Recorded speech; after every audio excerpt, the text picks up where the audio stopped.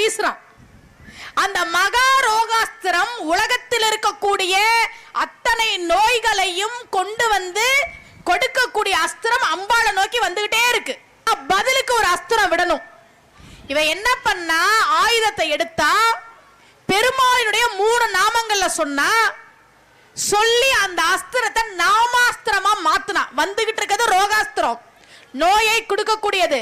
அதை வீழ்த்துறதுக்கு பெருமாளினுடைய 3 நாமங்களை சொல்லி நாமாஸ்திரமாக்கி அந்த நாமாஸ்திரத்தை அம்பாள் வீசினால், பண்டாசுரன் வீசிய ரோகாஸ்திரத்தை அம்பாள் வீசிய நாமாஸ்திரம் வீழ்த்தியது. அந்த நாமங்கள் என்னென்ன தெரியுமா? அச்சுதன், அனந்தன், கோவிந்தன். ஓம் அச்சுதாய நமக, ஓம் அனந்தாய நமக, ஓம் கோவிந்தாய நமகன்னு சொன்னா அது நோய் தீர்க்கும் மந்திரம். லலிதாம்பிகை